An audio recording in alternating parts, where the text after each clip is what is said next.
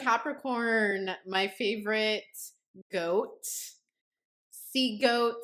How are you, my mermaid princess or prince, non-binary mermaid? Welcome to your 2026. How are you feeling? I feel like right off the bat, you're raring to go.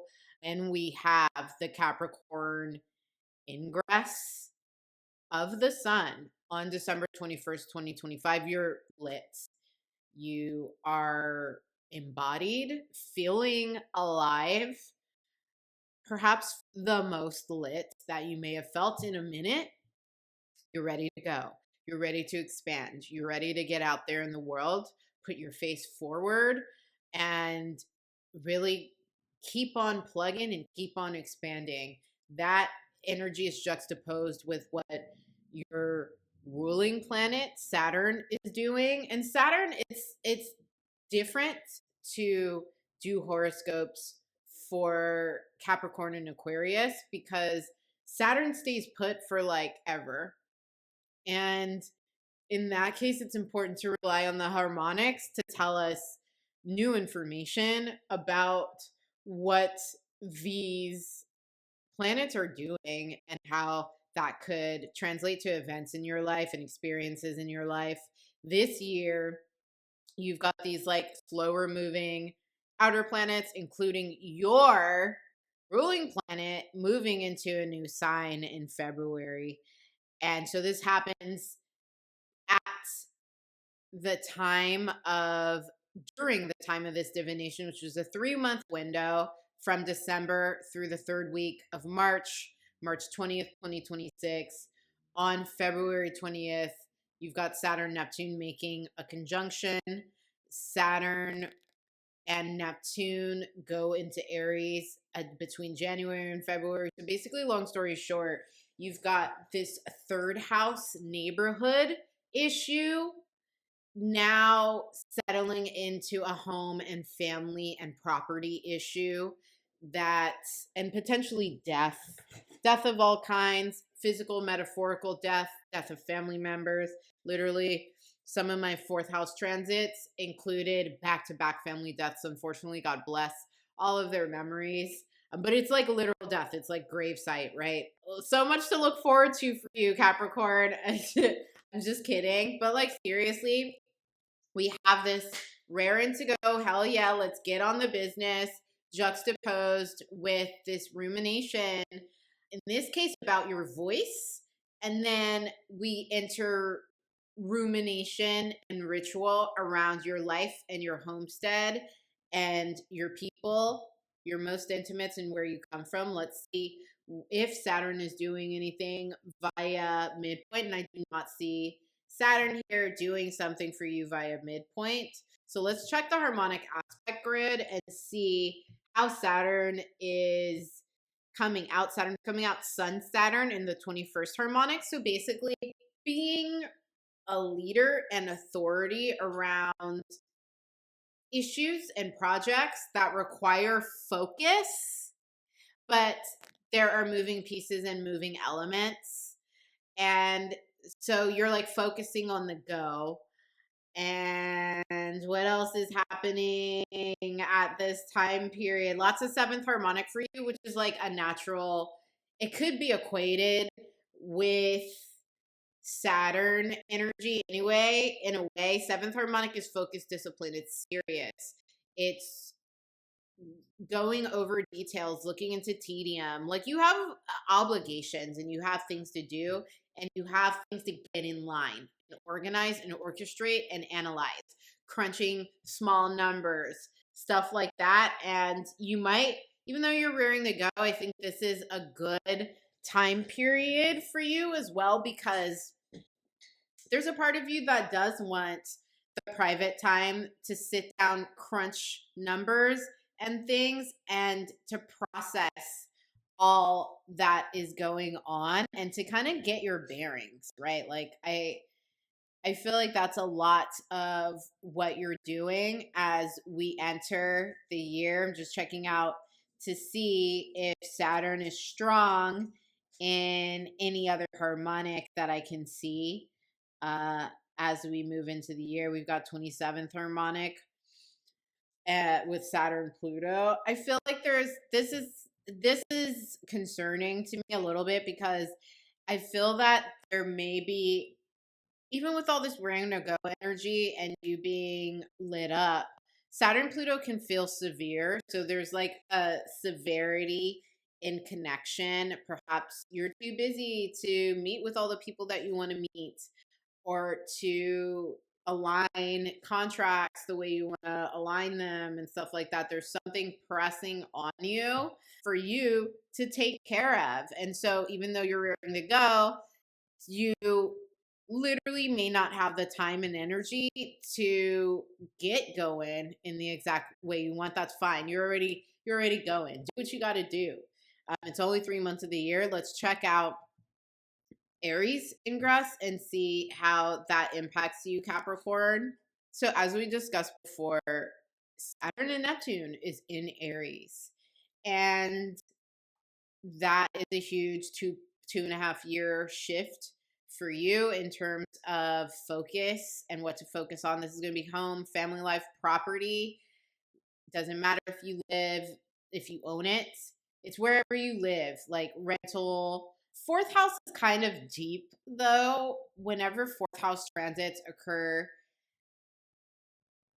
I feel like you have access to the memories of all your ancestors. Like every living memory in your DNA somehow seems to want to show up, or specific ones.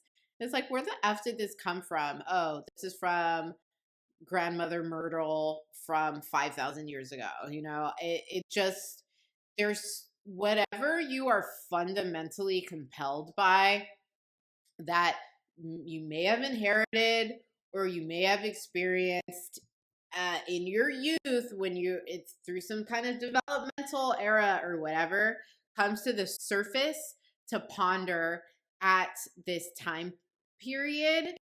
And I think that you might particularly be focused on loss and the impact of loss, loss and grief, and where you may have felt burned or put through the ringer.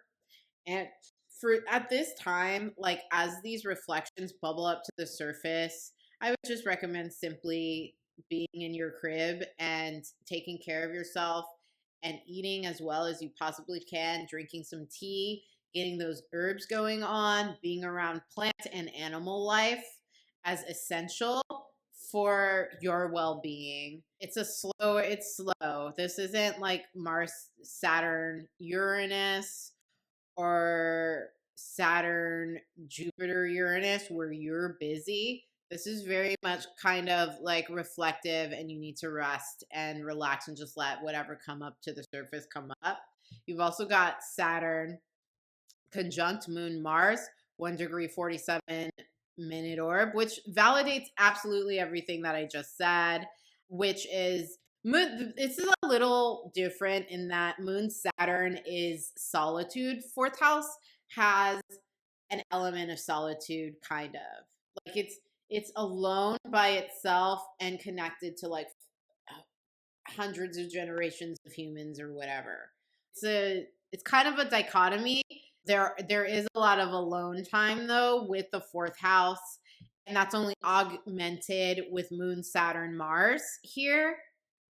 Moon Saturn is solitude, like it goes off by itself. So basically, this is a long-winded way of saying you need so much more downtime between March 20th and the end of June, the third week of June.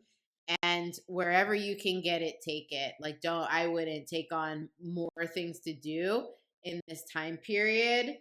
I think that it would just be too burdensome in a time where you need downtime to process and to reorient. Let's see what Saturn might be doing in harmonic. So we've got Neptune conjunct Sun, Saturn, midpoint, first, second, third harmonic. And so this is like also buckling down into rituals with other people. This could be in church. This could be in mass. This could be in circle. This could be at the mosque. This could be in a coven, like whatever. This is spiritual ritual with other people. And I think like not just that, daily ritual. Anyway, if you are in any kind of religious or spiritual arts, I think that's what's being cultivated right now. Like the priestess element of you, the element where you need to pay attention to your spiritual well-being by doing consistent ritual, whether that's meditation, whether whatever. Like it's just that quiet time invested into this now, in this time period when the universe wants to bestow downtime upon you. Let's go to Cancer season and see what's happening for you here. I mean, obviously, Saturn doesn't move that much, right? So we've got Venus, Saturn, Neptune is being triggered here from your natural 8th house to your 4th. So this is deep. I think that you're really, really deep into processing emotional wounds and or ways of being around your most intimate relationships, sexual partnerships, business partnerships, family relationships, all of them. Like you're just processing it. And that's like your theme of the year, I feel, is processing. I feel like, and excising something that could have been lodged for whatever reason. And if you read the Dwada Samsa and the Decadent, the hidden zodiac signs of this 13-degree, 42 Aries, we get 8th and 9th house subjects. And I think there's so much part of you that just wants to move on from whatever epoch that you've just experienced.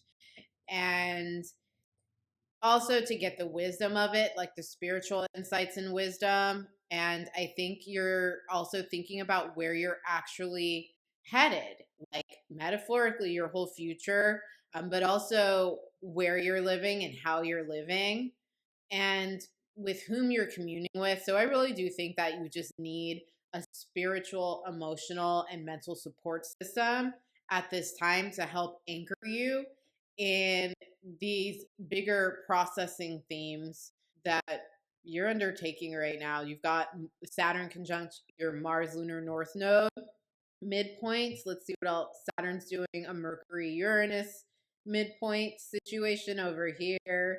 And those are the only, and then we got Moon opposing Saturn lunar north node. So here's Moon, Saturn, lunar north node. So it's like right here. It's a Pisces 23. So it's going to be in your 3rd house.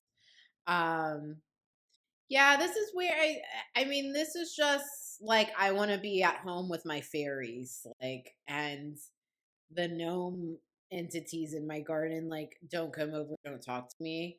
That's fine. Just be a loner or whatever. Even if you're like the most social Capricorn, I think that you are going to need so much more downtime to really get the juice of what feels like lifetimes of experiences at this point in time.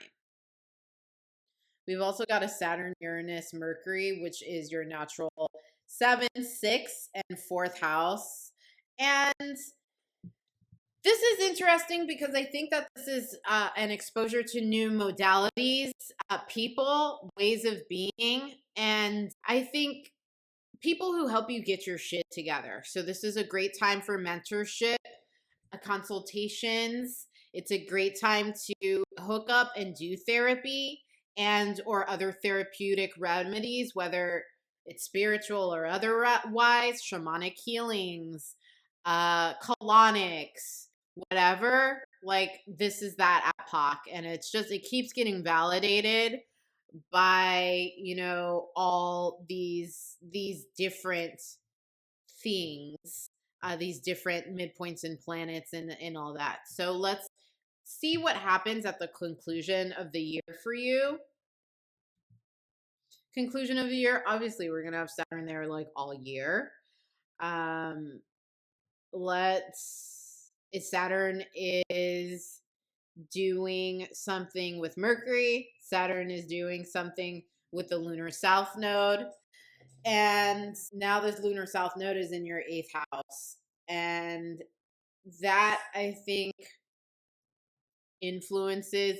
This is where you're just ready to excise, like that theme of excision, of excising. I don't know if excision is a word, but that theme of exercising. This is like exercising demons, literal, figurative, all of the demons, and really analyzing where you are headed in your public domain, in your professional domain, how it works with the life that you're leading now. So, for example, I don't have children myself, but I can imagine something as simple as like becoming a parent and like what you did when you were a non parent just no longer works for you. Being retired, graduating from college, or moving to a new city, getting into some kind of new routine, trying to trade careers, switch it up. Like, this is just so analytical around your next steps.